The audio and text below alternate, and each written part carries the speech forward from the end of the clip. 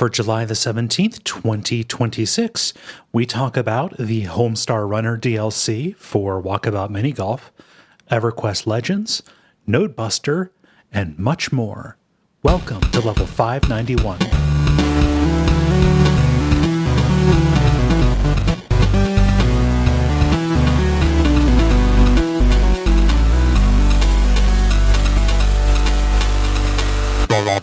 My name is Kaye Ross. I'm Dennis Furia. I'm Moxie. I'm Ben Merkel. And you are listening to The Level. It's a podcast for people who love video games. I forget who was here last time and who wasn't.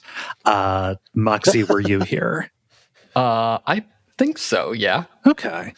Ben, were you here? This is a weird development to the podcast. It's like right? memory test / introduction. Ooh, a week ago. A week ago? Who knows? Who knows what happened a week ago? You can't ask me what happened tomorrow and get a straight answer. I was not here. God. Yeah. Okay. There we are. Okay. Yes. All right. So, Ben, you were the one who wasn't here. I really should have looked that up. I'm sorry. Okay. It's okay. What you been up to? Not a whole lot. Went for a long hike over the weekend at Mount Rainier, so that was fun. But I also I'm at the point now where I'm hitting like walls or ceilings on my hikes where it's like I can't go uphill anymore, so I'm just gonna stop here and then we can go back down. Yeah. But yeah, I mean it's one of those things. It's like the type 2 fun, but. Mm-hmm. Getting older, you know? Yeah. They should invent new types because, it's fun now or it's fun in hindsight. Like, there needs to be something, like a word for, this is really, really fun in the lead up, but the actual thing sucks, which is just vacations or going to concerts. Rockstar games, maybe? Yeah, E3. Capitalism. Yeah. Mount Rainier. Nice. Yeah. There's a couple of trails that are really nice where there's one that's like right outside of the park, but you go by a Pacific Crest Trail, so you see where that is, and then you see the psychos who are hiking that, and it's like you just see a trail just go off to the horizon down a corridor of hills, and it's like, oh, okay, cool. Good luck. Have fun, everybody. Don't die, and that is meant sincerely, and it's also an appropriate situation to say that. Yes. Well, that's cool. Let's see here. Dennis, how about you? Yeah, we are 1 week away from leaving for our vacation. Oh, so yeah. At risk of letting all the thieves that listen to the podcast know when is a good time to hit our house. Mm-hmm. But, we're going to London, and then we're doing a cruise up into Norway out of London. London, England? London, England, correct. Okay. All right. And we were talking with the kids tonight about being in London, and Milo is very much all about, I can do my British accent. And I was like, all right, well, let's hear it. And he goes, and then you see a light. Wow. Yeah, you see a light ball go off over his head, and he goes, Dad, bottle To which I shot back, it's System of a Downton Abbey. Didn't have anything to say that, did he? No. So it's disturbed, I know, but it was good in the moment. Yeah. So yeah, getting hyped for vacation. Probably in the whole what type of fun is it? Fun when you're distantly in the lead up, and then the week right before it is just absolute anxiety, and then it's fun while you're doing it. So it's like type 7 fun. Type 3.5. Type Valley fun. Yeah. Right, yeah. The parabolic fun. So I'm about to go into the packing phase. This will be a return to Norway for you, right? Or was it Finland where you went before? I was in Finland, yes. Okay. So I might have brushed up against Norway at some point, seen it across a fjord or something. That might have been Sweden. No. But yeah, it'll be a return to Norway for Jen though, because she got over there studying abroad, and unsurprisingly, the first time for our kids that I know of. I don't know. They get up to some hijinks when I'm not looking. Yeah, and nights can get pretty long. Yeah. So yeah, it is about to be packing central for me. Nice. Cool. That's big. Yeah. Moxie, you been doing anything cool lately? Trying to think. Not a whole lot. Just kind of recovering from 4th of July. It was a boring one this time. I'm in sleep mode. That's fine. Yeah. There needs to be some sort of equivalent of like in winter you want to sleep because it's just cold and dark out. In summer you want to sleep because it's too hot out. Mm-hmm. What's the one step before heat stroke? Yeah. I think it's feeling real cold, ironically enough. Yeah. Oh, fair. Yeah. Oh. I'm kind of boring too. My biggest thing is like I finally feel like I'm honing in on like finishing my whole house, like my whole house speaker, like wireless system. All right. Yeah. Without basically my ecosystemless whole house wireless system, which I guess has an ecosystem because it's using AirPlay, but like I'm not using Sonos or anything like that. Like right now I'm at a point where I am trying to get a Raspberry Pi set up to act as the transmitter, instead of my iPad mini, which is what I have been using. But I've never been able to get a Raspberry Pi to work consistently. So like between Quackstack and this, I was like, okay, I'm going to get it started because like I finished the long install process of, downloading. And anytime I SSH into a machine, I feel like a cyber god. Yeah. I want to just like the 4 times a year I use the command line, like just like, oh yes, I can move machines with my mind. Sudo let me hack in. Yes. It's like it was real like stuttery, so now I've got to do a whole thing. But that is You've crossed the threshold where you're doing new projects for your house. It's not, you're way past like setting everything up again. Right. Yes. Nice. Yeah. You're telling me if you pan that camera over a little bit, we won't still see a stack of boxes? I mean, I have to do my whole monitor, but I'm impressed. I was convinced that it's like all boxes. Just out of frame, like me hastily checking. Yeah, no, there's there's masking. I've been in this house for 7 years, and it's basically that over on the other side of the camera. There's masking tape spikes on the ground, like it's a stage. Like, okay, everything needs to be this far out, right? So it doesn't show up on camera and embarrass me. Well, you know what's going to happen is you'll get your system absolutely perfect one day before a major update that will completely break everything. Nice thing about AirPlay 2, just being a standard, like the speakers that work with it are going to work with it, and then like the Raspberry Pi thing, like it probably does, like it doesn't have to be updated. Like, it can continue working as it is. So regardless, it's fun to have a little project. It was not fun searching through my house for my Raspberry Pi, because it's an itty bitty thing. Yep. Yeah. Have any of you done a Raspberry Pi project? Hell no. I made a Pi hole at my last place, which I love that, but it's in my closet right now. So that's a security thing, right? You hook it up to your router, so all your internet calls go through the Raspberry Pi, and then you put a list of domains for like advertisement sites, and any call to that, it just says nope, and then it returns anything else. So you basically get network free ad level block. Yeah, network level ad block. Enviable. Yeah. Cool. Well, I think that's all of our banter. Why don't we talk about some video games? And to do that, we need to do the regular kind of show with the grind, the multiplayer, and the end boss. And why don't we get started with the grind? The grind, where we talk about the games we have been playing over the last period of time or so. Ben, since you were away, you've been playing anything around your hikes? Yeah, I've got a good roster this week. I think it was influenced by the Steam Summer Sale, which ended I think last week. So I picked up a bunch of kind of more bite-sized games that were on my wish list that were kind of more highly rated. So yeah, I'll just start off with one of the games I've been playing is a game called Linelith.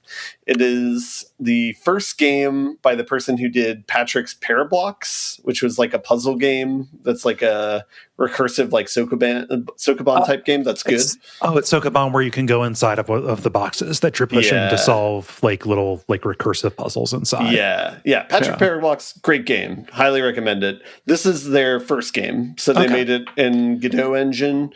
It's a really small game, very humble game. I think it's only like $2 maybe when it was on sale on Steam. And the game itself you could play and beat within like 1 to 2 hours. So it's not like a big undertaking or anything like that. But basically it's like a bite-sized Witness-esque game where you're going up, it's like a Sokoban game, so you're going on the square grid, you're moving your character, and you see a bunch of like box grids all around this map, and you learn that you can interact with them and you can draw on them.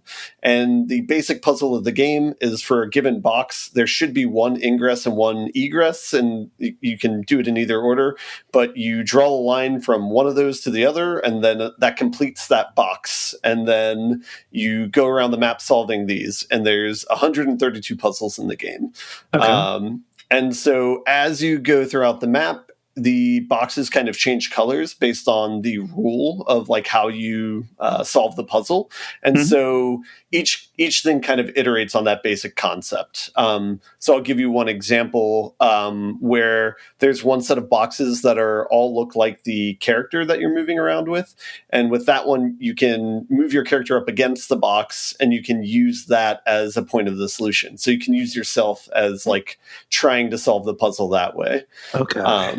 So it's kind of like Witness coded, where there's a lot of like line drawing in the game. It's a much more modest offering. I won't say too much more about it because there's not that much more there. But it's, if you're looking for a puzzle game, it's like a nice like 3 out of 5, 4 out of 5 puzzle game. So, What's the name of that classic puzzle game kind of type where it's like you have to walk on every tile without crossing over any of them again? Like that's like it's like a classic like math problem, like Archimedes walk. Sokoban? Maybe the traveling salesman games. It's there's a thing. There's Hamilton paths and Euler paths are two things in mathematics, and there's paths and circuits. And so there's the bridges of Königsberg might be the one you're thinking of, where it's like the city in Europe where there's like a bunch of different bridges, and the question's like, can you walk all the way around crossing each bridge once, like that sort of thing. But the difference in definition is like Hamiltonian path is like you go to every place once, and an Euler one I think is you go through every connection once maybe, and then path is you start and end at different places, and circuit is you end where you begin. Sorry about that. Anyway, that's fine. No, I'm curious because I'd like that. I've known that there is a name for that kind of puzzle. I just can't figure out what it is, and Google is terrible. So but there's some of that in the game. But yeah, anyway, I'll move on. I'll say if you haven't played either of those games, play Patrick Parablocks. That's like the better game for sure, 100%. But this one's not bad if you're looking for something small. I love the way your little block walks around on tiny little legs. Kind of skitter. Yeah. It's a little bit creepy, but whatever. It's very cute. Yeah. And it's cool. Also, the Bridges of Königsberg is the classic sequel to the Cones of Dunshire. Okay. The other game I've been playing is Stacklands, which I actually, hearing your episode on Grun recently. I was going to say, we just talked about Grun. I did not know it was made by the same people until I heard that episode. So that recontextualized the game a lot for me. Soak Pop is the name of the development collective. Yeah. So this game is like basically the way it works is you have cards like lying everywhere in your game board, and you can buy packs of cards to get new ones, and then you can combine cards, and they might do something when you combine them. So the card combining aspect is similar to that one internet game where you combine elements and you can build anything. I don't know. I know I've shared that before at some point. Yeah. Yep. But in this case, it's like a simple example is it's like you can use a stick and a stone, and if you put it together, you get an axe. So it's like, it's kind of your basic like crafting logic of like recipes, but it's just done in a card format that's like a pretty aesthetically pleasing UI. And so like half the things might evolve on their own, and then half of them might be like you need to put a villager on it, and that's the person like working to make whatever the output of this combination is. And so eventually you can build like locations that do different things. You can build like a lumberyard and you have infinite access to wood. You can build a quarry and get infinite access to stone, like that sort of thing. You can build a house where if you put 2 villagers in them, they'll make a baby, and then the baby will grow up to be a villager. So that's like your more workers that you can put around. The kind of game mechanic around this is it's divided into what they call moons, which is like rounds. And they take a mechanic for one of my most hated mechanics in a board game, which is Agricola, where you have to feed all of your villagers at the end of the round. So you have to make sure that you somehow get enough food resources to feed your people. Otherwise, they start to die. And then eventually you get into things like combat, where it's like people might invade and you have to fight them off, and you have to build weapons to do that more efficiently.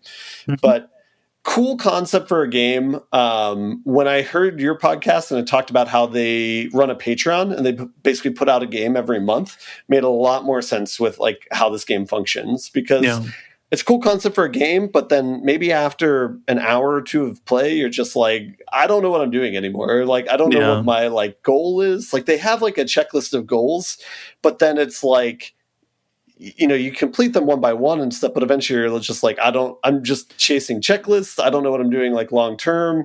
They kind of like make these carrots where it's like, there's one where it's like build a temple and you get a lost artifact, and they're both these very rare events. And then when you combine the two things together, it's just like, well, you completed that goal. All right, next goal. And it's like, oh, okay. I thought you would make carrots with a field and a villager, but yeah.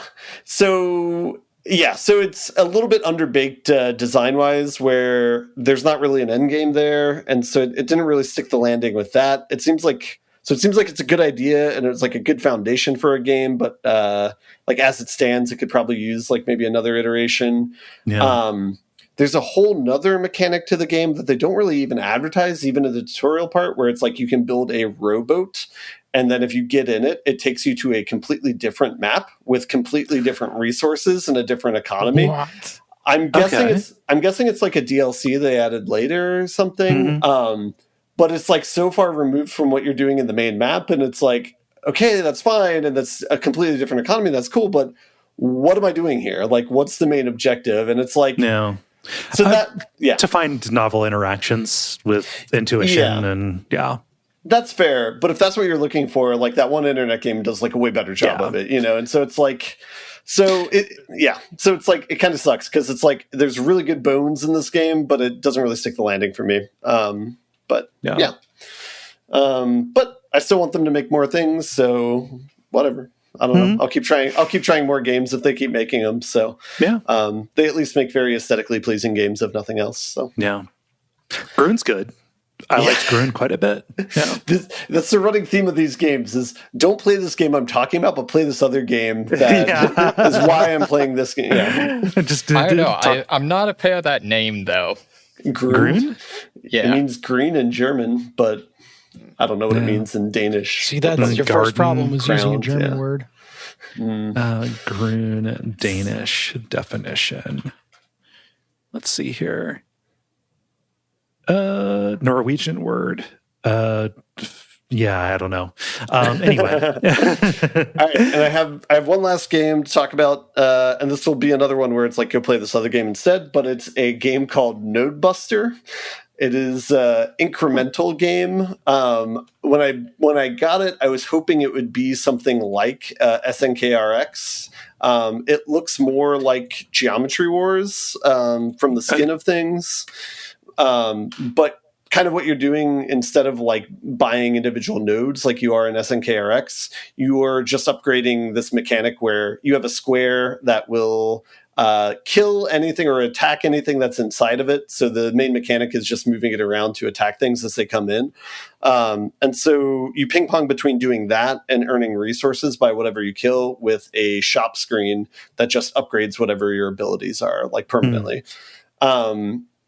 And so each level that you play on culminates in a boss battle. And they call it prestige levels. So if you kill a boss, you can go to the next level, but it's much more difficulty. So you kind of have to grind and upgrade your abilities before you can do that. Kind of like Stacklands. This is another thing where it's like good basis idea for a game. It could use like another passive balancing, because eventually the game devolves into like, whatever your highest prestige is, you instantly die. And if you go down a level or two, you need to grind for like 10 to 20 minutes or something like that to get enough resources to be able to go to the next one. And even like when you max out all of your upgrades, there's still like a 100% type of ending that you can chase. But even then, it's like, it's the way it's balanced is it's like, okay, I just need to play this for like 20 to 30 minutes before I can unlock these things. But there's no like struggle, like fighting or anything like that. And you know the state that I'm in because I've unlocked everything. So it's like, there's stuff like that where it's just like, could use more time in the oven, I guess. But yeah. I'm watching the videos. How do you take damage? I see a health bar, but it seems like, putting your node directly over whatever you're trying to kill is the way to go. Even that aspect is a little bit unclear. You just see your health bar going down, like when you're playing it. I couldn't tell if it's a constant decrease based on enemies on the screen, or if you take damage whenever the enemy passes through to the other side. I couldn't tell, even after playing the game for like an hour or two. It's just, I just know that your health goes down and then you upgrade as a way to mitigate that so that you have ways of boosting it back up. But yeah, that's like another thing that was not well telegraphed in the game. So I don't know. Interesting idea and like interesting concept for the game. But yeah, it could have used maybe some better design with like maybe doing more runs instead of permanent upgrades. But if you stick with the permanent upgrades, make sure that you balance it correctly. Yeah. But it made me just want to go play SNKRX or find another game that's exactly like SNKRX, but is not SNKRX. God, it makes me want to play Geometry Wars. Yeah. It's been forever since I played that. Fair. Yeah. Oh. That's all I got. Cool. 3 kind of small experimental ones. Nice. Yeah. Moxie, how about you? Honestly, not a whole lot. I'm continuing on with Diablo 4. Is the new expansion stuff working a little bit better for you? Like the kind of like the what are the like invasions kind of mechanic? Not really. I mean, the problem is it's just not fun. Okay. Not a fun season. Which I saw you derping around back in lower difficulty levels. Did you create a new character? Yeah. I just can't find a character I like. They've kind of MMOized all the characters. In terms of like overbalance them or overbalance, and there's just like a big obsession with setting up like like status effect changes or chains and triggers and stuff like that. It's just, I don't know, it's just not fun. It's like playing World of Warcraft except worse. Well, that's too bad. Counterpoint. So I don't have much new to say about it, but blasting waves of demons as I made myself a Doom/Diablo themed playlist to play along to the other night. And that's a whole vibe. So, it is good mindless fun if you can get past some of the stuff that Moxie's complaining about as well. I think a big part of it is most of the viable like high level classes or builds are based around not playing the game. Like the most popular build for my class just does damage whenever you move. So like you just never attack, you just run all over the place and like teleport and shit. So I think that's a big thing is like, yeah. That sounds like it would be so fun to arrive at on your own, but because it exists in the context of all these people playing it, and it is just like the meta, it's like, well, oh, okay, well, no. Now that I know that this combination exists, why would I do anything else with this class? Right. Yeah. Right, exactly. So that's, I can't remember if I said on the show before, that's the approach that I've arrived at is my, character for the season. I'm not going to look at any guides or lookups and just see how far I can push it. And whenever I peter out on that, I'm going to switch over to, looking at a guide, but I'm going to do a hardcore character. Yeah. So yes, I get the, specific build that is supposed to be invincible, but also it's on me to do that justice. Yeah. I think the big thing for me is that I find that level of like where you can't get very farther without a guide just very, very low. Just mainly because like, again, like actually building a logical character is the exact opposite of what you should be doing. So, yeah.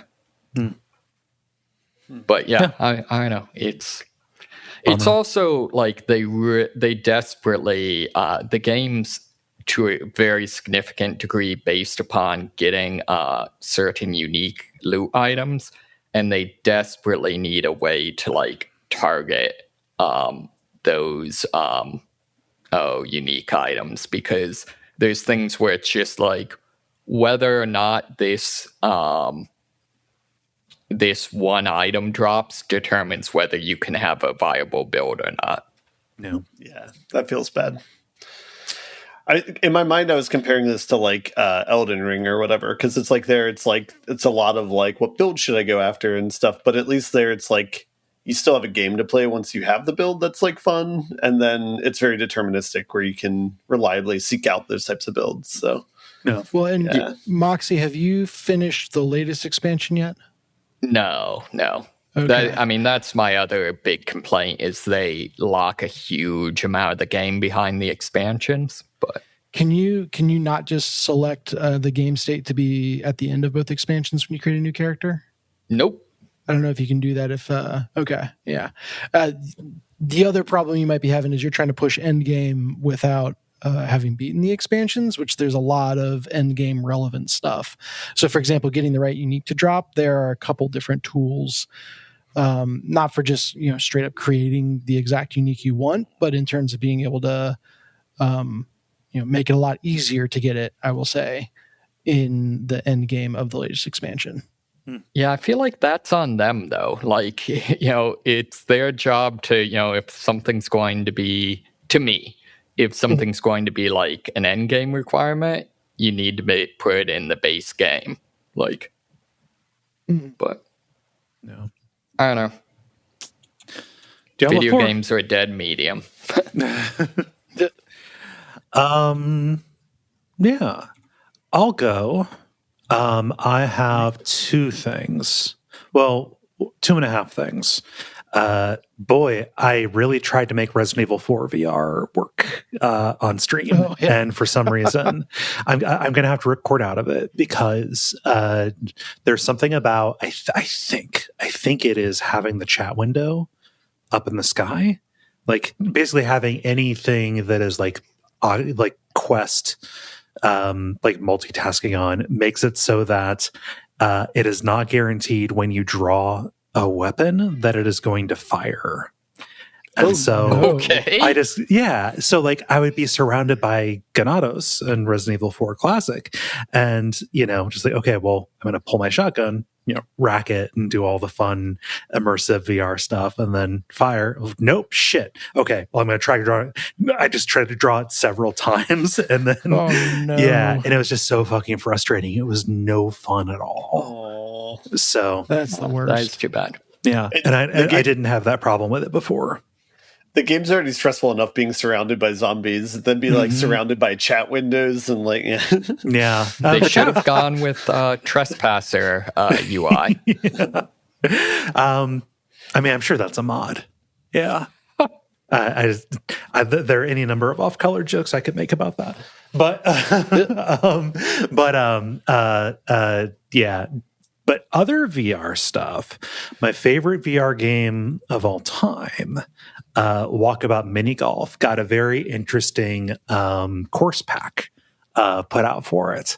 I didn't know about it because I stopped paying attention to it for a while. But an old friend of mine, who I used to play Walkabout Mini Golf with, she messaged me and said, "Kaye, you need to check out this Homestar Runner Homestar Runner course, like complete like DLC for Walkabout Mini Golf." Stop it.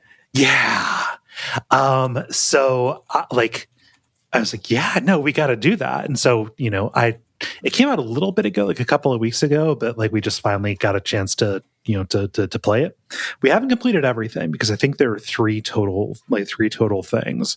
But like the first course is like just the course from like the tutorial course from Walkabout Mini Golf, like the Pirate Island one. But there are like little cutscenes that you can activate with like your favorite Homestar Runner characters, goofing around on the mini golf stuff. And then yesterday, as we're talking, I got together with this friend again, and we did the course that is in Strong Badia. Yes. Yeah. That starts out at like Bubs's concession stand, and it still has like little scenes, but there are also just like tons of Easter eggs, and even just like whole courses that kind of go around, Strong Badia, just the area of Strong Basil's little fake kingdom, backyard kind of stuff. But like, whole holes will be like, okay, well, this is your standard mini golf kind of thing where there's an obstacle that opens and closes, but this time it is a Steve, and like his little teeth are open, mouth is opening and closing, right? So yeah, just like complete, like made with and by the whatever of the Chaps brothers are still involved in it, with full voices and with dialogue and things like that, and then just like playing through the King of Town's castle and what have you. And it's Walkabout Mini Golf. So good. So like describing the play is it's just mini golf, except it's VR, so impossible stuff can happen. But just so many creative whole ideas. Like, I don't know if it quite beats out the Mist course for me, for both nostalgia and just for like the whole gimmicks that are there. But I haven't done the third one, which appears to be Danger-esque themed. So like Strong Bad's fake James Bond character.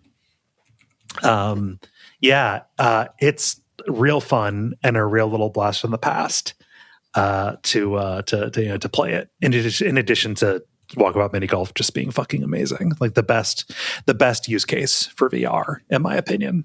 I maintain that I actually got better at real life mini golf after playing a lot of VR mini golf too. Yeah, yeah. Oh my gosh. I kind of wish I was playing it right now, because that isn't the only set of courses that came out in the time since I played. So, you got a backlog to go to. Yes, I do. So, just the whole Homestar Runner DLC pack. I'll probably have more of the other stuff. Like the lobby for it is just Strong Bad's basement. And like there's a whole bunch of stuff like you can play like a Stinko Man arcade machine. There's the Lappy where you can just kind of like hit it with your, because of course you have the boxing glove instead of a hand. You can hit that and have it pop up new emails. Just tons of just like little like busy board activities to do. Just little droplets of joy. Yeah, just little interactive jokes and callbacks to Homestar Runner stuff. So big thumbs up to that. Any questions about it? I love Homestar Runner. It's no matter how dark and dreary things get, I will always get excited for more Homestar stuff. Yeah. I have not kept up with Walkabout Mini Golf, but they have made a lot of courses in the past year or two. Yeah. Tons. Since whenever we played the Mist one. Oh, wait, did we play the Mist one together? Oh, yeah, we did, didn't we? Shit, I forgot that you had that. Because it's also on PlayStation, right? Yeah. Yep. Okay, yeah. Shit. I don't know. I might just go on a Walkabout Mini Golf Jag. Take all comers on multiplayer. Yeah. Sorry. Fun stuff posted in the chat, including female Leon. Neat. Other thing that I've been playing that is going to segue for you, Dennis, is I have put time into EverQuest Legends. Yeah. How much time? So increasingly less, because we're getting to the 1.0 launch. It's going to be out of beta and the characters are going to be reset. So like I've played enough of it to know that like, hey, this is real fun. Confirmed my jam. Yes. Yeah. It is not just like rolling up a fan server throwback, time locked progression kind of thing, like the triple classing and the ease of soloing, with still the option to group with people and increase the difficulty of a zone for more rewards. Like all of that is real cool. I can see just getting to get in there and play a bunch of classes that I never played back in the day. With any of my alts or whatever in fun combinations, and also getting to do content that I never went to do, and one thing that I will talk about is that the ability to instance a dungeon is really nice. So you're not fighting for spawns. There's no, heading to Befallen or the Estate of Unrest and be like, oh, well, this is too busy. There's not going to be anything to kill. Shit. You can just start everything up however you would like. But with limitations. So I did some instancing myself. Yes. Surprise, Kaye forced me at gunpoint to pick this game up and start from across the country. It was a mortar launcher. She is a very good shot. But I noticed when you create an instance, it says you've got, at first I was worried for a second because it was like charges or credits or something like that. Like I had 2 credits. But it's just time gated to make sure you don't like create 600 different instances in an hour. Yeah. So as long as you are like creating and using instances normally, you'll never hit a wall with it. Yeah. You have 2 charges and they recharge at one per hour. So, you can figure out the rate at which you can go. But like if you make a mistake on the first one, you'll have another charge by the time you finish. And I think they even recharge when you're not playing. So you can do that. Something that is really neat though, especially for a game that has this emphasis on soloing, is that you can turn off respawning. And so when I've been going in and fucking around, it's been like, okay, I want to clear Befallen. I want to get as far into this as I can, to this just starter undead dungeon near one of the major cities. And so I was like, all right, turn off spawning. I'm just going to treat this like a regular ass video game level and not worry about like setting up camps or not worry about, the usual EverQuest experience, at least it's the one I can speak to the most, which is you're working into the dungeon and then you are stuck on a particular thing for long enough that the stuff behind you spawns back in and then might aggro and then draw more aggro and then roll up on you and destroy you. You just have a wave of mobs following you as you run away. Yeah. Train to zone, all of that. Yeah, so that is a really neat little thing. I have no idea if that is new specifically for EverQuest Legends, but this just happens to be the time that I've played it. And it works out pretty well I just want to see how far I can get into this dungeon. And with the multi-classing and just kind of the general difficulty tweaks, I am if I can get them alone, I am defeating stuff that considers red, stuff that is dangerously high above my level, that's on base difficulty. But that is also a huge conditional you put it in front of it. That if you can get it alone. Yeah. That is a trick. Yeah. So I've been enjoying it as somebody who has a lot of fondness and nostalgia for EverQuest. But Dennis, you picked it up. And I'm curious to hear just kind of your response to the experience, because we've played a couple times and chatted on Discord while we did it. But how are you liking it?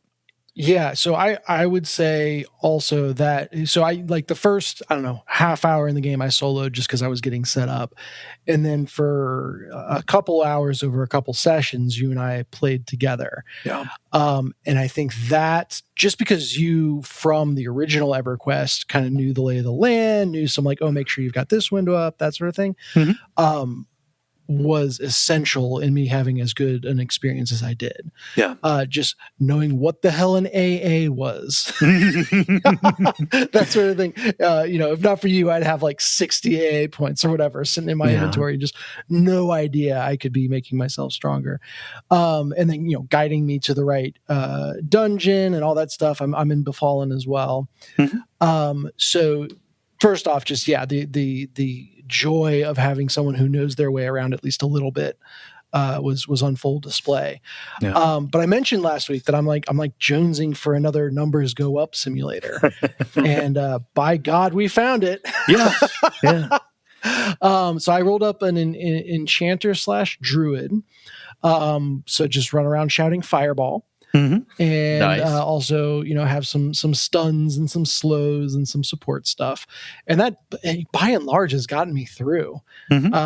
Clearly not meant to be a melee class, but I have a pet I can summon to throw out there and fight people in my stead while I DPS from the back. And when you hit 10, you're going to be able to throw a third on there. So you can you can throw melee class stuff in there as well. Yeah, so I did. I don't think I told you that.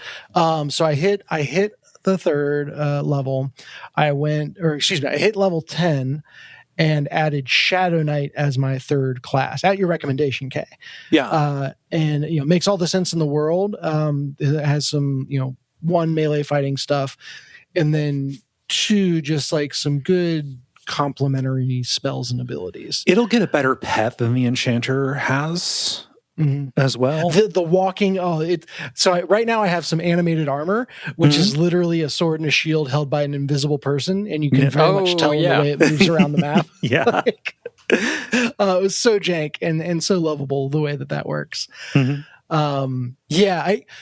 I didn't even think to try, but could you spawn? Because I have now 3 different pet spells that are just, as far as I can tell, escalating in power. Yeah, that's only one pet. At a time. Okay. Yeah, no, because I thought about that. I thought about rolling magician, necromancer, beast lord, right? Which actually would balance out pretty well. But no, it's one at a time.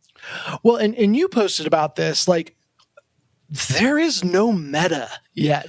No. And you can kind of fucking throw whatever 3 together and be okay. It's not that there's no meta, right? Like when you're composing your party as one person, like generally, you know, say like, okay, like main a paladin or main a shadow knight, just because that stuff will be useful, you know, for any other combination. And like monk is really good for leveling because you can output a lot of damage, and there's kind of a general like reckoning for what might accomplish particular goals.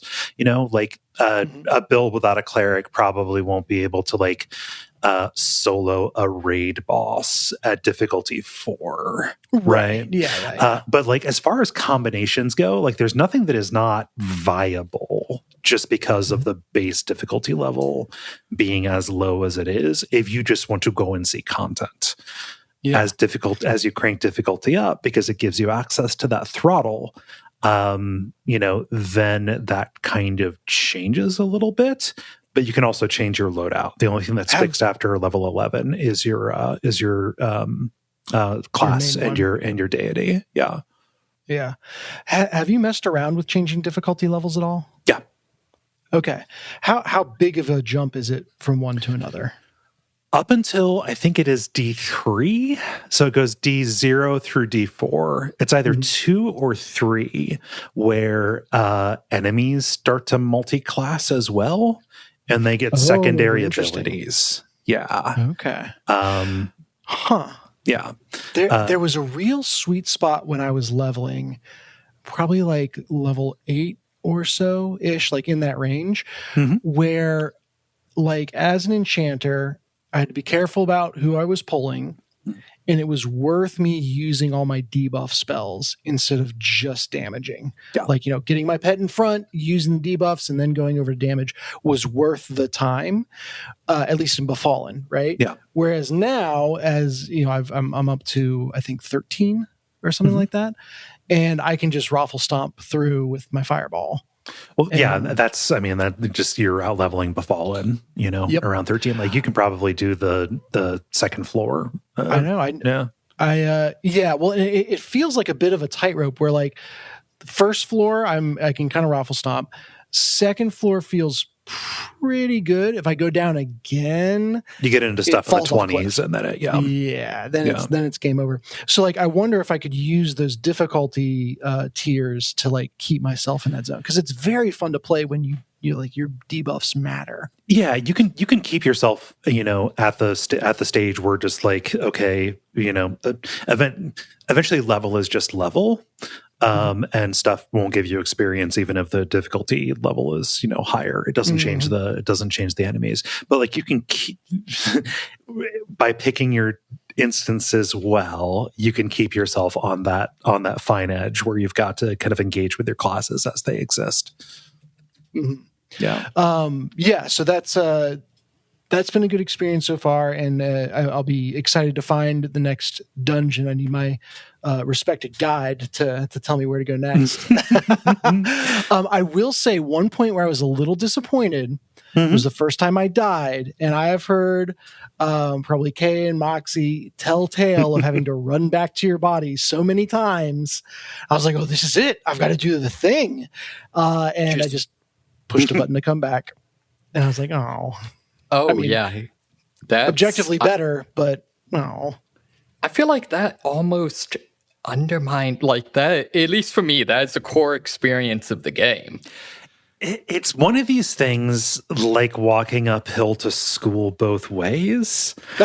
No, that actually doesn't work, because that is like bloviating about like, oh, like it saying it's harder than it's impossible, right? That's just lying about how difficult things were. Yeah. It is a core part of the experience back in the day. Like so many memories of, you know, losing my body so deep in a dungeon that I had to like enlist somebody from the guild to go and, you know, res me, or, you know, heaven forfend, getting together the materials to work with the necromancer to like draw my corpse back to the beginning so I could loot it. You know, it was as hostile as could be. You lose, you leave your stuff behind. And you lose possibly days worth of experience. And they soften that by degrees over the course of the 27 years that the game has been out. And for this, I don't know, you would almost have to have it set as like a per server rule. I think that is an experience that might be left best in the past to me, just in terms of like losing progress. Although in this game, progress comes so fast, it might not be that big of a deal. Losing your equipment would be really shitty. But the equipment, especially because you're merging, multiple drops of the same thing together to upgrade building it up. Yeah, losing that piece of equipment would be really hurtful because you don't just have to go find a new staff; you have to find 16 new staffs to get back to what it was. Yeah, Moxie, you were going to ask. Oh, speaking of like kind of archaic design things, do they still have the thing where all of your stat choices are front loaded? Yeah, I don't think that you can. I don't think that there's allocating points. I think it is all gear. Sweet. Yeah, that is my thing. I am not sorry is gone. Yeah. So, character creation in EverQuest is a little bit weird, but eventually you get through level ups and level ups based around your class and through gear, you can just max out all of your stats. And that is just kind of expected to be the case. Yeah, I'm very surprised you took to it, Dennis. Just because, like, I don't know, your formative MMO was City of Heroes, right? It was, yes. Yeah. Even that is like softened, like that. Like when that came out, that was like this is the newbie friendly. Like it was an attempt to make MMOs mainstream, is what it felt like. Yeah. This, I mean, like I said, I was in the mood for a numbers go up simulator, something grindy.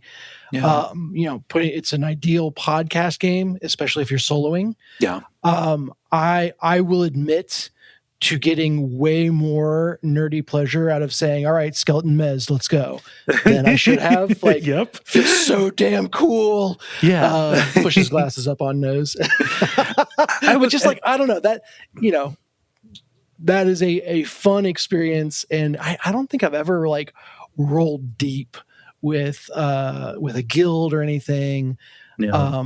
So I'm hoping like we'll see Duckfeed people you come out of the woodwork when it hits 1.0. I'll probably try to coordinate getting people on a server or setting up a guild or something like that. Yeah. Graphically, is it the same as the original game, or has it's the same as it was in 1999? They don't even do the upgrade for the upgraded graphics that came with Shadows of Lucklin. Ooh, yeah, it's back to the Doritos. Yeah. So does this not have the expansions? So it is just base for now. Ooh, later, okay, I'll give that skip. But what are you missing from the expansions? Because like you can still you have access to all the classes, at least up through like Berserker. So you can make Beast Lords and stuff like that, and you can make they're not Vashir just yet. You can make a Karen, the cat people, and you can. Make an Ixar as well. They just have different hometowns. But do they have the Plane of Knowledge? Would be probably the big one. No, they don't have the Plane of Knowledge, but it is so easy to just throw Druid or Wizard into your rotation. Additionally, you can still do boat travel if you want to. But like the big deal, the world is so much smaller than it is when you get all the expansions. But they have translocators on the docks. And it is not just like translocate to Ocean of Tears or Eridan's Crossing. It is like you can translocate from Freeport to Kinos if you want to. Which is a big deal. You don't have to cross the main continent if you want to get between those. So that actually gives you pretty good access to like basically any of the places. Just by getting between the major cities like that. That makes sense? Yeah, that does. Yeah, that sounds interesting. I could see that working. Yeah.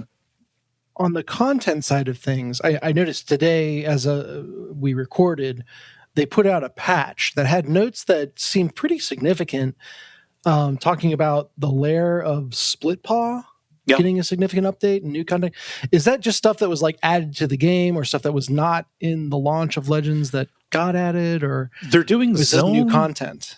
They're doing zone revamps in order to, so like some zones are just presented as they were in 1999. Other zones, I think Befallen has gotten this a little bit. I think Nahena has gotten this, a dungeon you have not been to and nobody fucking knows because it became obsolete.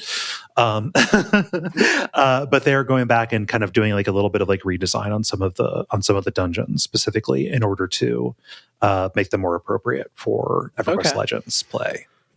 Split Paw is like a mid-level dungeon on the western coast of Antonica. Yeah. The respect for that, for not just, taking stuff out the box the way it was, but to kind of put in new stuff is a very cool approach. Yeah. That's all I have to say about EverQuest Legends. I'm probably going to cool it a little bit until the 1.0 comes out because, again, I know that it's going to be my deal. But looks like it comes out in 2 weeks as of the time of recording. 28th, yes. Sweet. Yeah. I'm going to miss the first week because I'm going to be on vacation. Yeah. You'll catch up easy, though. I mean, I guess the other thing is I got it running on my Steam Deck, and that works surprisingly well. I was surprised by that. Yeah, D-pad and face buttons are 1, 2, 3, 4, 5, 6, 7, 8.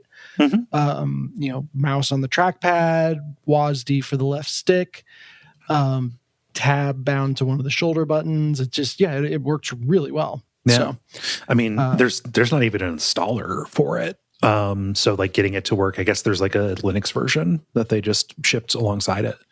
Mm-hmm. Oh. Yeah, I had to flop around a bit. I think I needed to be in like Proton 10 or 11, not the experimental build for it to work. Mm-hmm. But once I found a Proton build that agreed with it, it was off to the races. Yeah. But there's no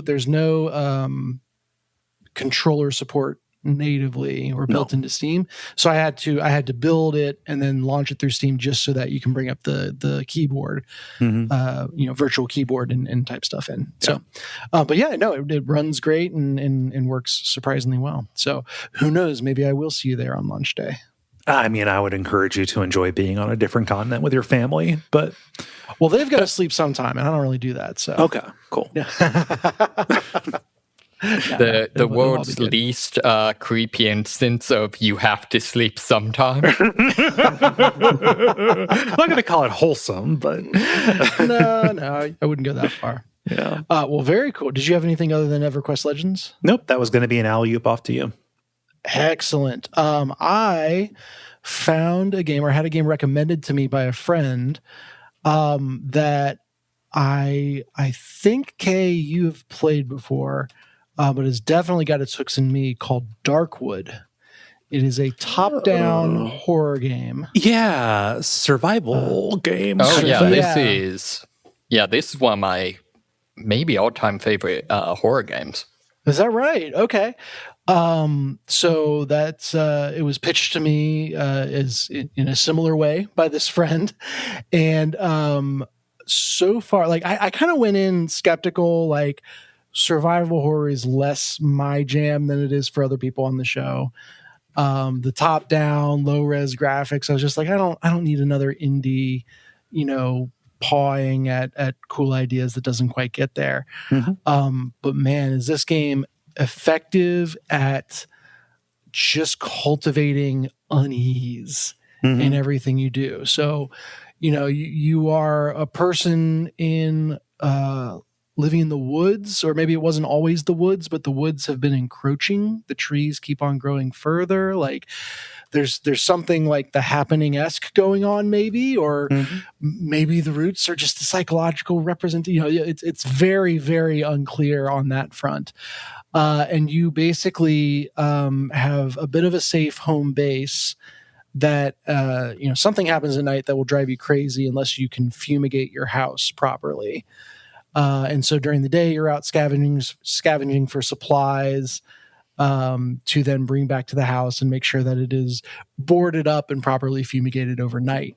Yeah. And at night, you got to get inside, and that means usually, your windows are boarded up. You can't see what's going on outside, and you just have to sit there waiting and listening to terrible noises.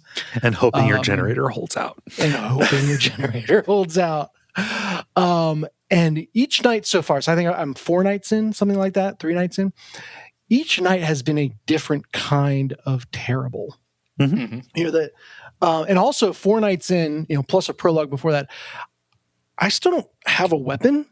I have some stones that I can try to throw, and just no way to fight back against anything, even the dogs roving around. Have you survived any nights?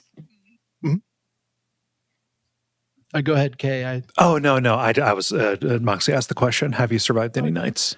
Yes. So I've survived 3 nights so far. The first one was just like creepy sounds, dogs rustling around. I could see them through the cracks of the window. And the dogs don't go through doors or windows that I can tell. So as long as I, stayed inside. It's not a Resident Evil game. Right. However, the second night I had enough supplies to board up some windows, and there were a couple things going on. So maybe these were separate nights, or maybe I'm blending them together in my mind. Again, that haziness and confusion. There was some kind of spirit thing traveling around that you. Oh, go ahead. Yeah, so that's one of the big mechanics with the nights is if you have the lights on, wandering monsters can tell that you're in there. But if you have them off, there's a chance of these ghosts appearing. So basically, you usually want the lights to be off. That also saves on fuel. But to be ready to flip them on if the ghosts happen to come. Yeah, interesting. Okay. Yeah, that explains a lot, because I kept the lights on that night trying to scare away this ghost thing. I probably should have mentioned, I said it was top down, but there's a 90-degree cone going out in front of you that you can actually see everything. Yeah, it's modeling line of sight. Yeah. Yeah, and then outside that cone, you still see the world for the most part, but anything that's alive and moving around, you don't see. Or traps on the ground, you won't see, etc. Which is just really cool. It made me think of Monaco. You guys remember that game from Yeah. I think Nuclear Throne does this too. The aggressive sightline modeling kind of makes it look like you're playing the safety logo for an item that can explode. One of my favorite little safety stickers. Yeah. And so this ghost that's coming after me at night is moving around in that dead zone. You see it whipping around in places outside your vision, which is a really cool effect for I never got to a place where I could look directly at it. It was always in another room or what have you. But just that, moving around in your periphery was so cool. But I kept the lights on because of that. And I left the window between my house and the generator hut unbarred because I could then hop through the window to get to the generator if I needed. And dogs don't go through windows. The ghost seems to have been scared away. And then something that was definitely not a dog jumped through the window. It had antlers. It was running on all fours, but it was definitely not a deer. There was not. That's real. That's on Earth. That's going to eat me. For real. It did not have fur, apparently. And this thing started chasing me around my own house with me just having 5 stones in my pocket. David versus a fucked up Goliath. And I'm going from room to room just trying to survive and figure out what I'm going to do. This thing is beating the crap out of me. I'm down in health. Don't eat me. You might choke. Yeah. So finally what I do with just a sliver of health left is I have to leave. I will die because this thing is faster than me and stronger than me. I jump out the window and run into the generator hut. So it felt like hours, but for probably the last 90 seconds of the night or whatever, it's on one side of the door, opening it to come in, and then I immediately hit the button to shut the door. And apparently this thing wasn't strong enough to break the door, but every time it opened the door, it would push me back. And so I couldn't mash the button, because if I hit the closed door button when it hadn't opened the door, I would open the door for it. And so it was just incredibly tense, just like hold the door. It's a little rhythm. The door. It's a rhythm heaven game. But just like waiting for daybreak to come and hoping it means that this bad thing won't be on the other side of the door once the sun is out. It was just like one of the most visceral, tense moments that I've had. Extremely cinematic too. Oh my God, yeah. And I can't stop closing the door long enough to use a bandage. So I'm just at a sliver of health this entire time. Mm-hmm. And so to get that from this like zoomed out, top down perspective indie pixel slop game, that was my moment of like, oh, this is for real. Yeah. Oh, okay. This game means business. There's something special here. And I've been, it's had its claws in me ever since. Yeah. I streamed some of it, and I saw the way it would get its hooks in. I was just not making progress in a way that felt entertaining, and I didn't see a way to get to where I would make progress. And I was just like, okay, maybe streaming is a bad fit for this. But like it always like felt good, and like even. Mm-hmm. The story content stuff. Like when you have you seen The Wedding? Yes, I got to the wedding the next day. Yeah. Okay. Yeah. It's interesting. It's early enough. But so I didn't want to like go into it, but just stumbling across that was just kind of like, okay, so yeah, no, this isn't just like a survival roguelike kind of thing with corpse runs. So I had seen the building, and it was marked on my map as The Wedding. And just because there was a dog outside the door, I was like, nah, I'll go the other direction. And then the next day, there was an invite drawn in crayon outside my door. Yeah, it's like a whole event. You didn't notice that then. Was that the night you were running around? Because there's something you didn't notice. Yeah. Oh. Someone knocked on the door when they gave you that. No, someone did knock on the door. Okay, that was the night before. Yeah. I think it was the door knock night. And I didn't see anything there. Then I had the crazy chase by a monster night. Then I had I forget what the next night was, but after that I found the note outside my door. I believe that's the sequence. One thing I'm wondering, have you not found from what I recall, there should be like sticks all over the place you can use as weapons. Oh, I hadn't thought to equip a plank and use it as a weapon. Yeah, because I am dumb. So that's like your basic. A 2x4 is for building, Moxie.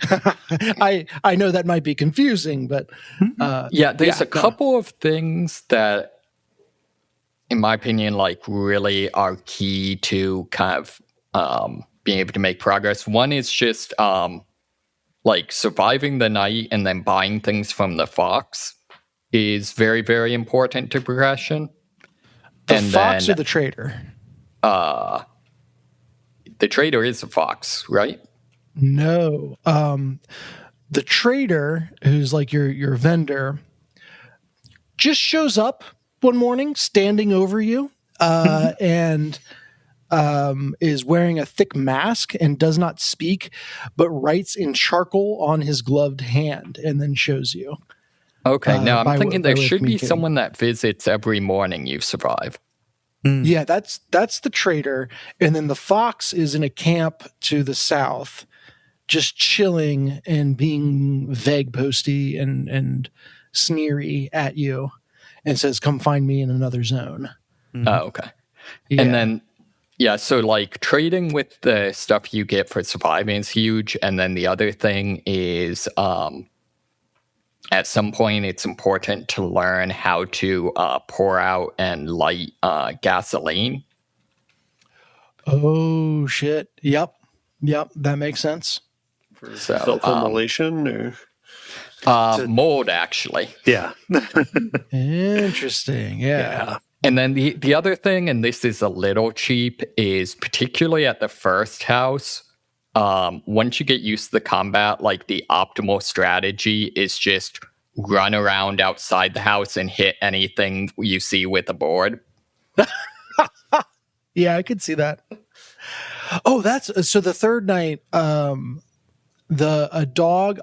the like northwest corner of the house has a big hole in it, but there's a wardrobe nearby, and it's kind of very obvious. Oh, I just pushed the wardrobe in front of the hole to block it off. But a dog got through that on the third night, and then I had to deal with that. So, all kinds of craziness. The dog might have come from Narnia, though. This is true. I hadn't. Oh God. A visual thing that I love is every morning when you wake up, the whole like area outside your line of sight is coated in roots. Like the trees have completely overgrown even more than they are. It's just a thick tangle of roots. And then obviously when you look at it, it's regular. And gradually as you start moving for the day, that fades and it becomes just a kind of a grayed out normal version of the world. But having that, like that so effectively communicates the feeling of the encroaching forest when you wake up every new day. That I thought that was a really nice graphical touch. No. So yeah, that is Darkwood. It is tense. Oh, this is funny. The friend that recommended it said, "Oh yeah, the guy that made it wanted to do a horror game without jump scares." And it's like apparently it specifically advertises like we don't have any cheap jump scares, but there are definitely jump scares. Yeah, I was gonna say that's. Just turning around and seeing something where you didn't expect to see it. That's definitionally a jump scare. So it's like also emergent jump scares, not manufactured jump scares, perhaps. Yes. Right. Well, there is also a high probability that this is the same friend that was like very into Five Nights at Freddy's. And I played that game at his behest, and eventually was like, I'm going to have a heart attack or something with these cheap jump scares. Like I'm really vulnerable to that. Mm-hmm. So there is a non-zero chance that he said there are no jump scares just to get me to download and open up the game. And did he want to kill you with a heart attack? Maybe, I don't know. He just really wanted me to experience Darkwood. So yeah, but it is very intriguing. There's like early on, there's a tunnel system that you can get into, and I was not brave enough to even explore down the tunnel. I was like, "Yep, this is not. I die down here if I stay down here," and I have not gone back to it yet. So if I ever get stuck progressing in the game, I know where I need to go and look. I would definitely check that out. Done. Yeah. So that is Darkwood. That is the game in addition to EverQuest. That's new for me this week. There's a Darkwood 2 coming out that I wanted to look this up on Steam because it's been a while since I played it. And like there's no release data or anything for it, but it says it's coming soon, I guess. There are graphics and there's a trailer for it, I think. Wow. Yeah. Which who's it being put out by? Oh, I don't know. I lost that tab.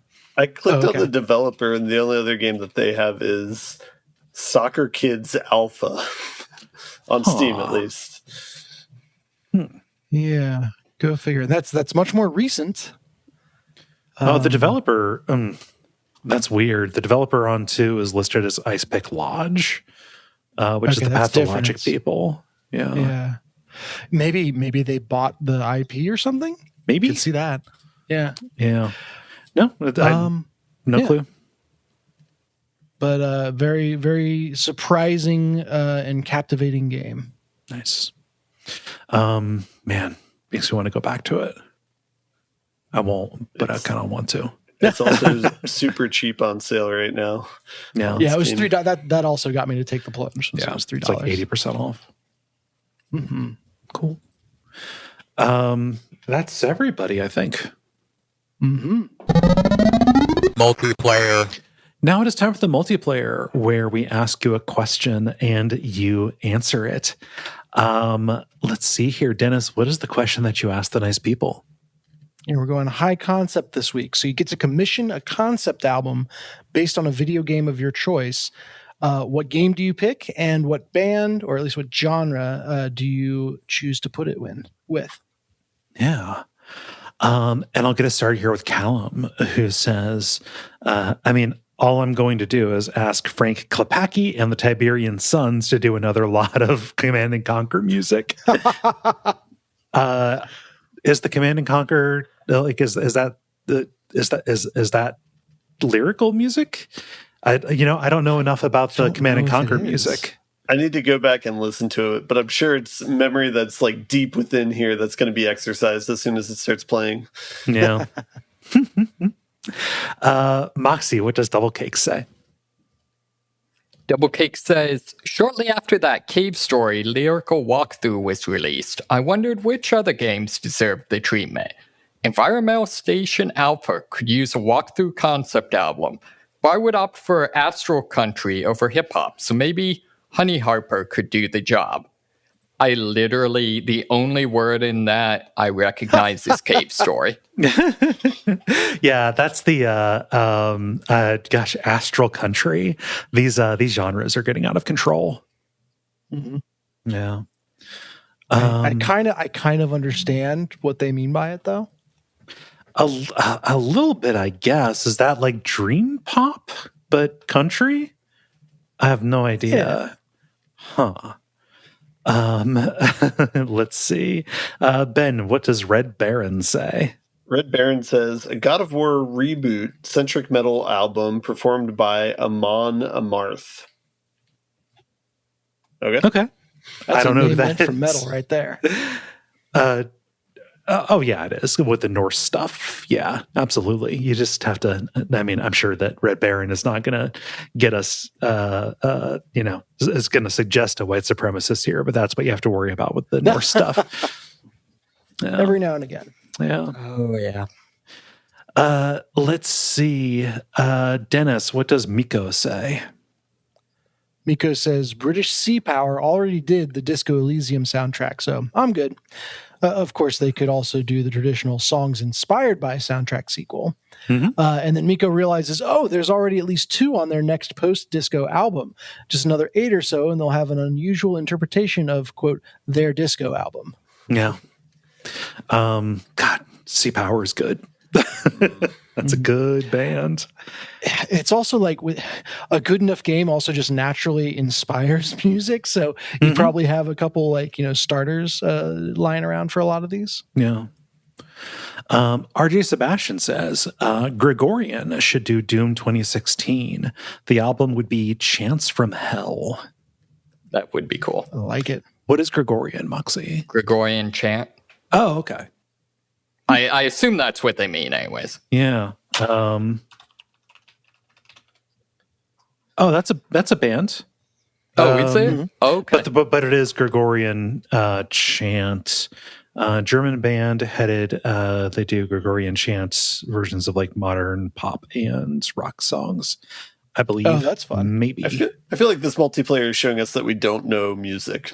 No, we are not cool enough. My music maxes out at like 2000s.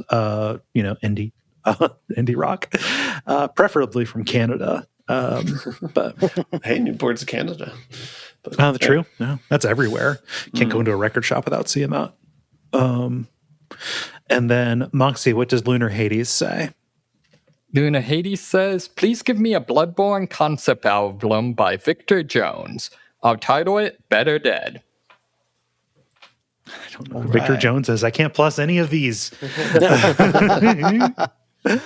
I'll do mine. I would love to hear a Frostpunk album by Godspeed You Black Emperor. Ooh. Oh, yeah. That'd be fun. Yeah. I have no idea who that is, but I could see at least a work song like Frostpunk album being really cool. They are a post-rock band out of Montreal. They've been around forever, but it is mostly lyricless. It's entirely lyricless, but they will have like samples of like speech and like field recordings and stuff play.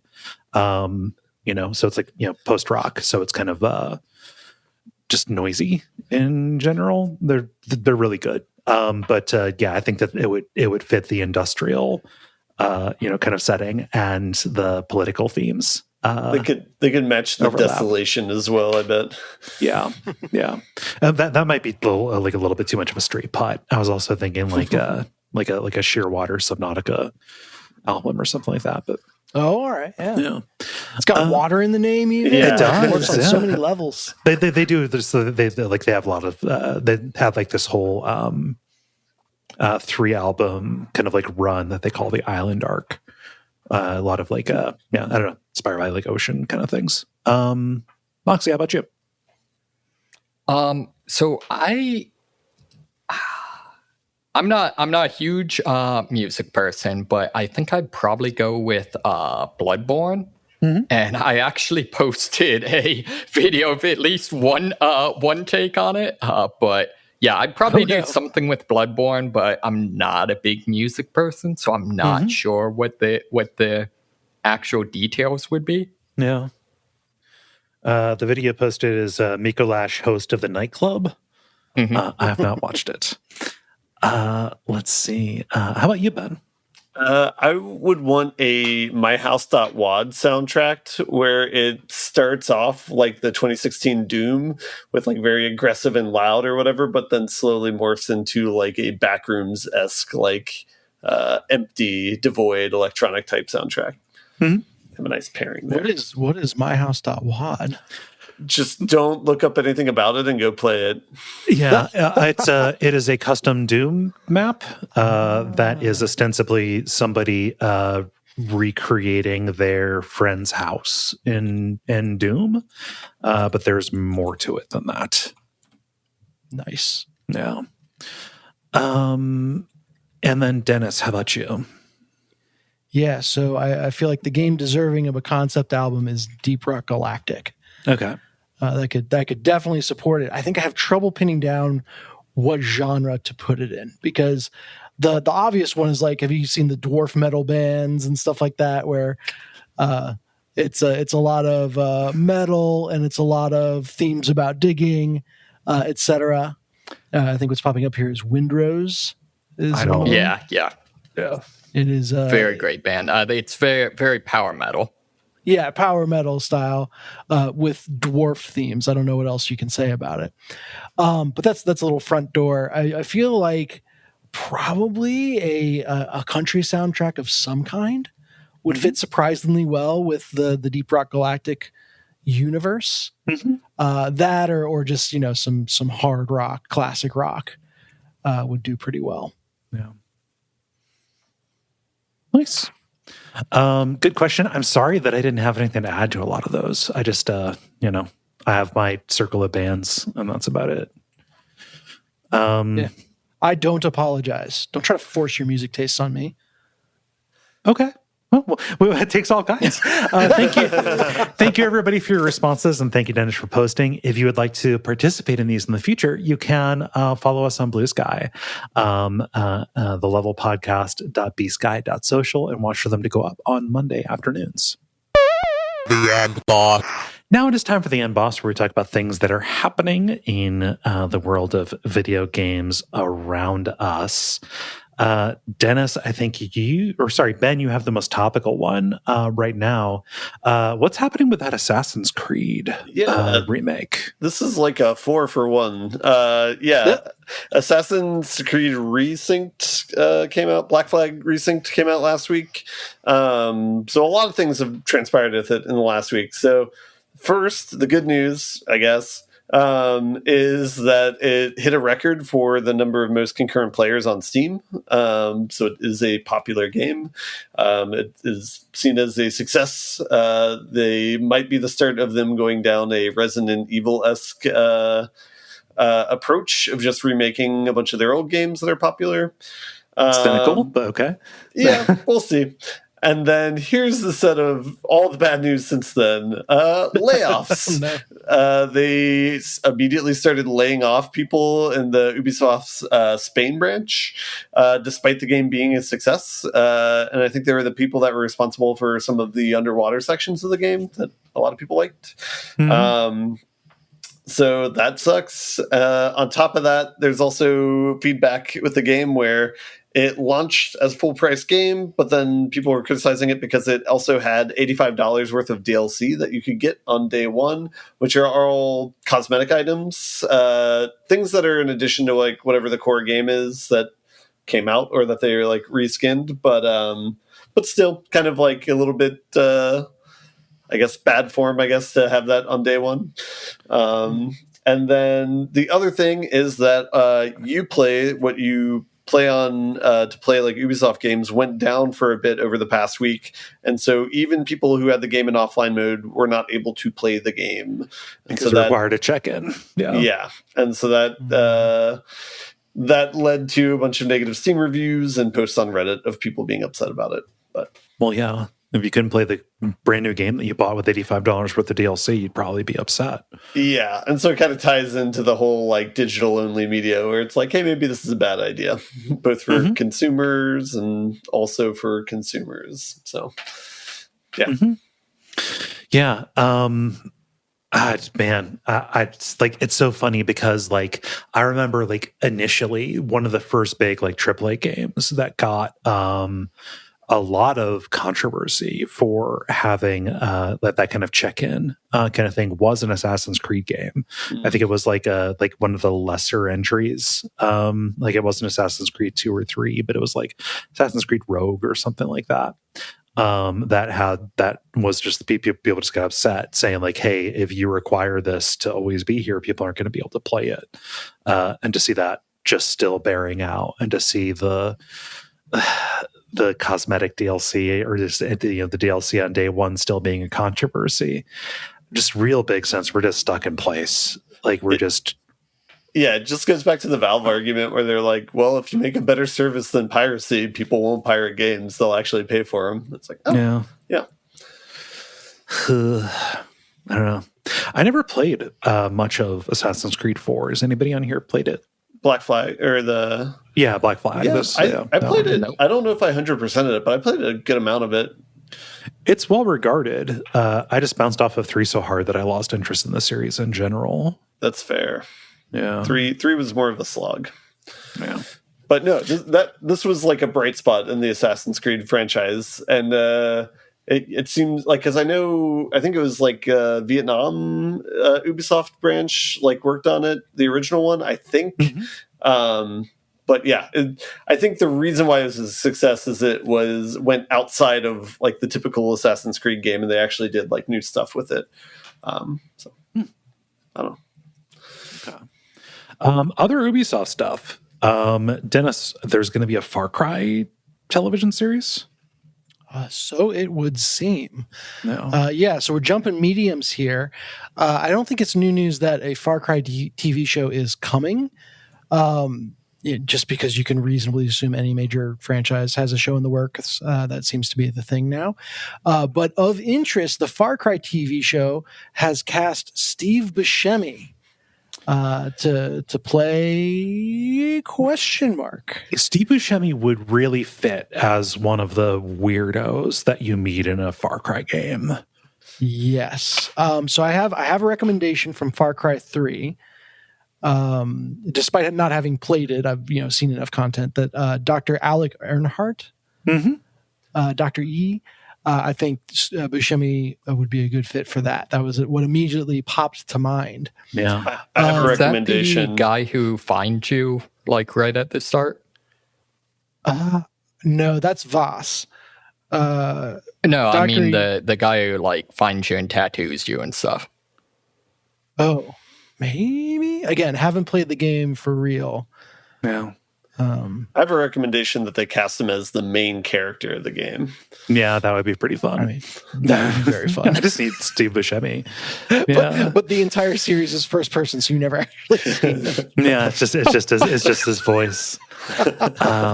Yeah, like if they were doing Far Cry 3, if this was an adaptation of that, they just would get Michael Mando to play Voss, right? To play the bad guy. I think you have to do that. You'd have to. He's an amazing actor. He kicked ass on Better Call Saul. Yeah. I don't know.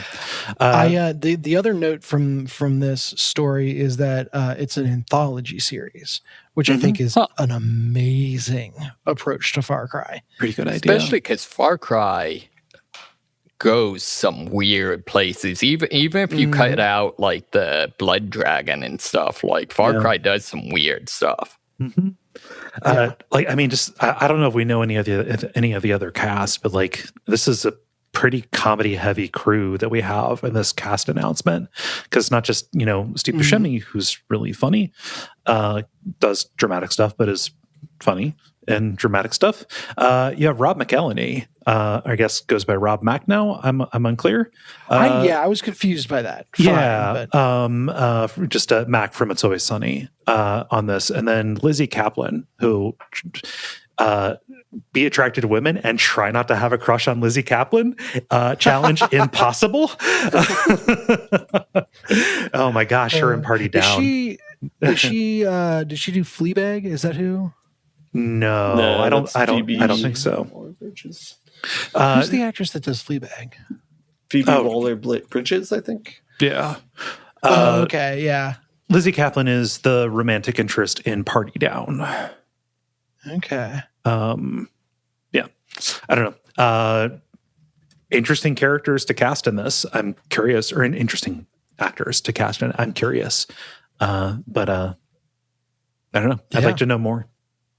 I mean, Fallout proved that kind of like comedic but very dark setting could work in TV format.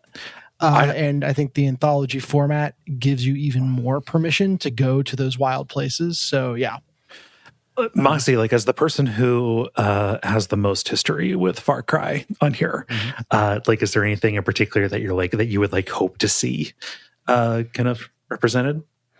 Man, that's tough. I would definitely like to see them go back to some of the tone and storytelling of Far Cry 3, because I think that was one of the best written of the games.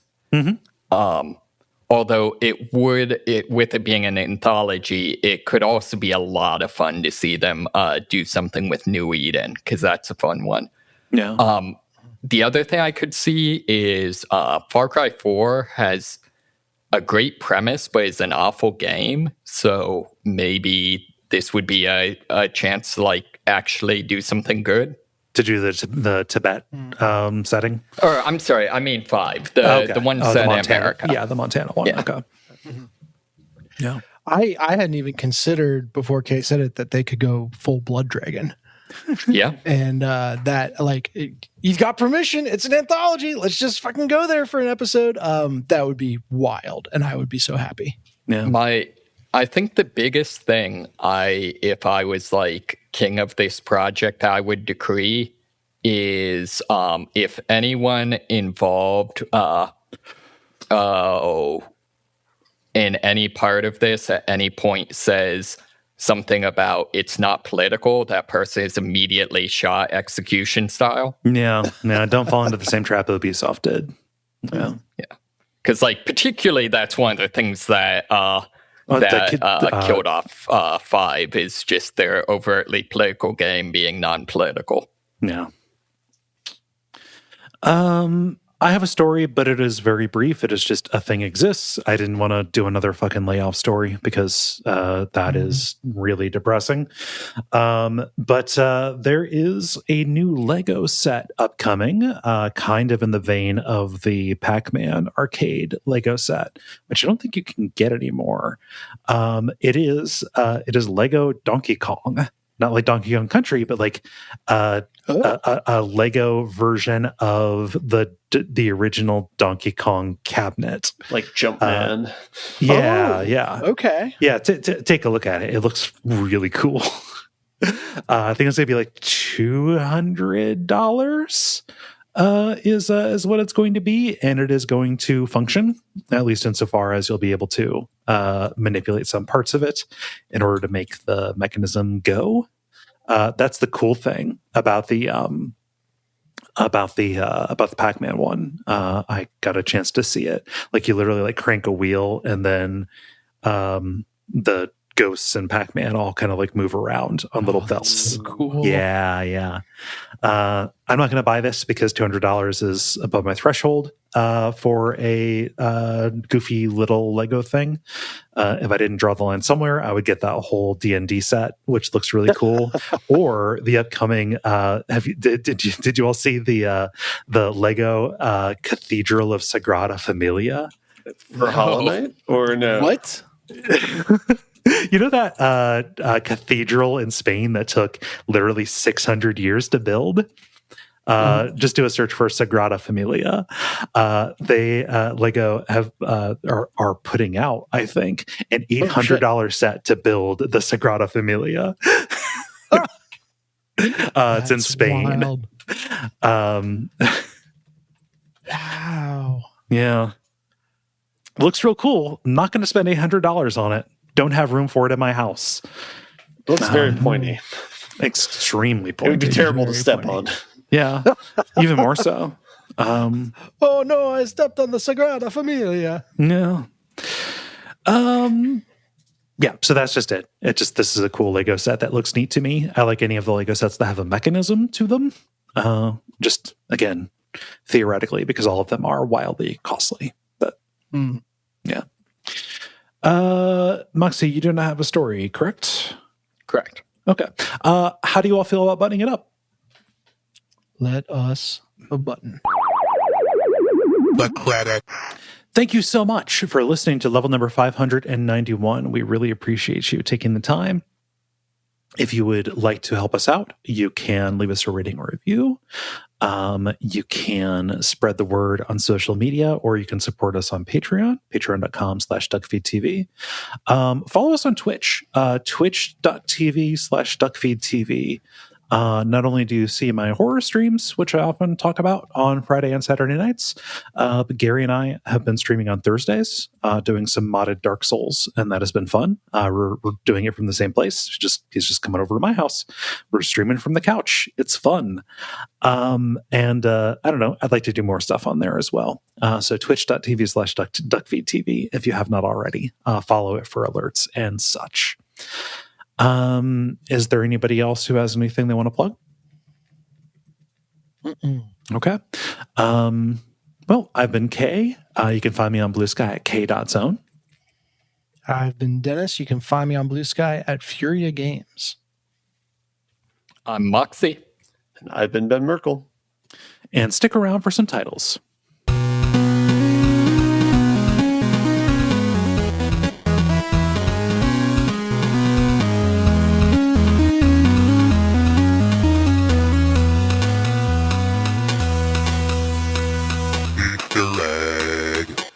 I only have one. Don't eat me, you might choke.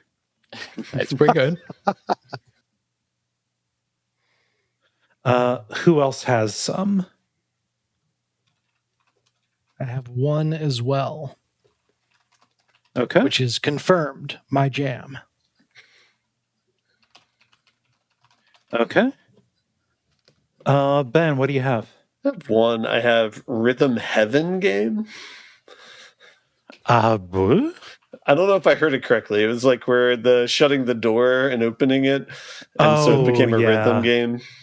Oh yeah, Rhythm Heaven is a Nintendo game series of rhythm games. Yeah. I wasn't sure if it was referencing you die if you mess up the rhythm. So no, although I do like the idea of rhythm hell that is just like all polyrhythms. Moxie, do you have anything? I do not. Okay. By laughs, it'll be "Don't eat me, you might choke." I like that one. Okay. It is decided.